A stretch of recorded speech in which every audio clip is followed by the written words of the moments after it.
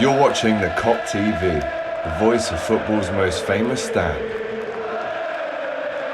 Salah to settle it in front of the Kop. Yes, people, welcome back to the Kop TV. I'm here with my very close friends from Talking Kop, also known as the LFC Day Trippers in the past. If you're a Kop TV OG, you would have seen these fellas on. Seany Lawson, my brother, and Uncle Gav. Right, it's good to see you again, boys.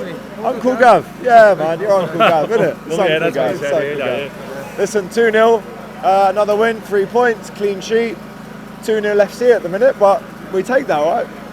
Yeah, it was like a routine 2-0 win. Like, we can't say vintage because we don't really know what this version of Liverpool looks like, but it's just like a standard 2-0 win.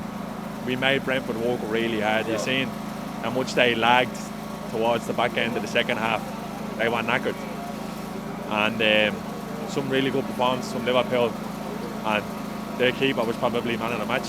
Yeah. So it says it all, really. So yeah, look, listen, 2 from 2 clean sheets, not conceding goals after 20 seconds like we were last year. Our stages a pretty much controlled performance. So yeah, look, all's well ends well. A really good start for the new era, so to speak. Listen, he says controlled. It was, apart from that Collins header, there wasn't really anything to trouble Liverpool. And when it is that controlled, Gav, do you ever feel like we should be going again and trying to score 3 or 4? Do you feel like the clean sheet's the most important thing? Me and Seany were standing there, and when we were watching it, we were thinking to ourselves, there's times, you know, where we would use to just, we win it and we're gone. And we must have won a half a dozen times, went, no, that's fine, we keep the ball for 5 minutes. And it's like they reset themselves and then go with the patterns of play that they want to play. And like Seany said, look, it's 2-0, it's a good win, it's still a process, it's still, you can still see there's teething problems, and there's times where we could move it a bit quicker or that final touch, but 6 out of 6, and it's a brand new manager. It's not a new team, but it's a new way of playing. And overall, I thought they've done all right. There is things you can improve on, but if you're playing okay and winning games, you go a long way in this season. Well, that's it, right? We're not playing that well and we're still winning games. I want to shout out to Ryan Gravenberch because, you know, a lot of people had him written off. There were rumours that he'd even leave this summer, right? Yeah. And Arne Slot's come in and almost disrupted the 3 of the midfield last season, which included Endo. He said to McAllister, I'm thinking of playing Gravo as a 6. You're going to join him, but then you can push forward a bit. In my opinion, I know you said the man of the match was Flecken, but in my opinion, it was Ryan. Which, I don't know what that says, you know, if your strikers aren't getting man of the match, but I loved him today. He was super tidy. Yeah, he was excellent. And he was excellent against Ipswich as well. Am I saying that he's very capable of playing in this position? Don't get it twisted. Actually, I was impressed with Brentford at times today. I thought they pressed really well, and they did kind of... Oh, that fucking Go on, lad. And Gravenberch was excellent. There's times where you could see where playing in that position maybe is not natural to him, where he looked really comfortable in possession. He nicked the ball well a couple of times in midfield really well. And there was 1 or 2 times in the second half where you seen him bursting through the lines, which he has in his locker. Look, Gravenberch at Ajax was one of the most sought after young midfielders in the world. He goes to Bayern and it doesn't work out, and we snatched him last year and he's in and out of the team. But he is one player who will get every opportunity to show exactly what he's about under Arne Slot. And I don't think it's anything got to do with being Dutch. I just think it's a skill set. Yeah. And how comfortable, age, and he'll get better. He will get better. I will say one thing: it will be unfair to just lump him in there for the season and expect him to do it all, because there's a lot of football to be played. We're back in the Champions League. It's not a case where you're going away to play in Azerbaijan and you can throw a couple of lads in from the academy. Like, we're going to need to be honest. So yeah, look, again, early signs, and as Gav said, early in the process, but yeah, he's been the standout in the first 2 games. He's been really good. And I thought the midfield actually functioned really well as a unit today. You could see him moving the ball. And again, it's something that's different. All right, Mario? It's something that's different to us. Like, we're normally saying that a dogged midfield 3, going in and getting after it. But now, little touch, boom. Some of the combination play was absolutely brilliant. Yeah, so, look, green shoots, and I think he will only get better. Gav, Luis Diaz goes through in the first half. from what I can remember, you might correct me, it was the only chance we had in the first half. We scored from it. That's the kind of finish that last season, when he's going through, it's the only criticism that people had about Luis Diaz was the finishing. But that finish today, it's almost like he's heard the criticism. He knows he needs to score more and finish them chances.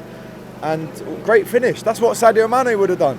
Yeah, I think you have to give him the finish is brilliant because he drags it across. You had a better view of it. I didn't. Well, the finish is really good because he drags it onto his left foot and he hits a high to the keeper's right.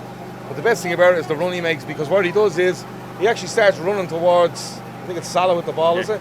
Starts running towards Salah and then and in one movement he's gone the other way. So what he's done, he's just dragged the defender into the traffic and then went, put it in there, there's no one there. That's a great finish. And yeah, first half, we are very patient and we're going to have to be patient here. Like Jurgen Klopp's side there today, and this, you're afraid to really say these things because, you're having a go with Jurgen Klopp. I'm not, it's just different. Jurgen Klopp's team today would have had 20 crosses from the wing there, from Trent or from Robertson or from Diaz. And they didn't today. They tried play it. Some things come off, some things didn't. Brentford defended quite well. But the difference with Diaz overall for me is when he's getting the ball, he's 15 yards in from the touchline. And he gets a free kick late in the second half where he takes 3 touches and he's right on the edge of their box and he's getting fouled. Whereas before, he's taking 3 touches and he's not even near the box. He's getting a foul or he's getting whatever. But really impressed with him. I was impressed with a lot of them today.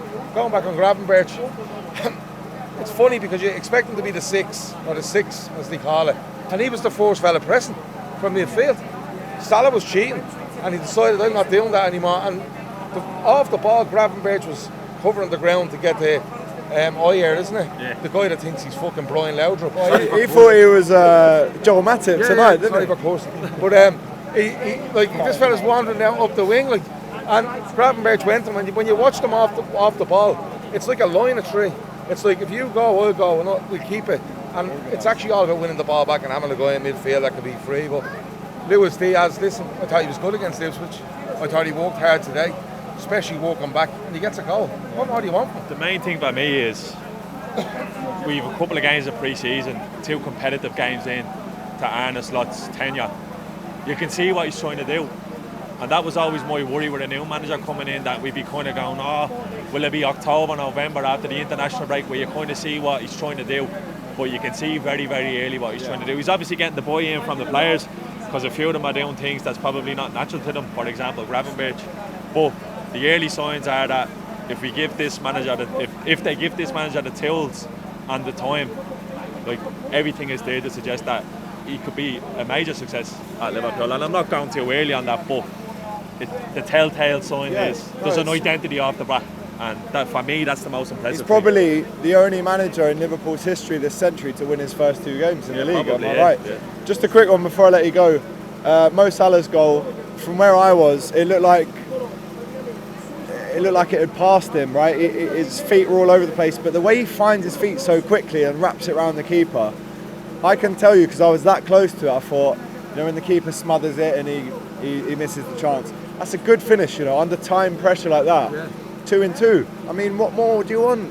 2 goals, 1 assist in 2 games. Fairness, I said to you, Diaz, what more do you want? But Salah took about 70 minutes to get his feet in order. Yeah. They're on the wrong feet for most of the game. The amount of times he went under him and stuff. But listen, the guy's world class. And just having him there, you could see Brentford were like, you better get back here, for this guy. And it's freeing up Trent to do stuff, it's freeing up Szoboszlai. And you don't want him to be there just to facilitate guys to get into space, but that's the player he's turning into. He's not bursting by people. He can, but he's not.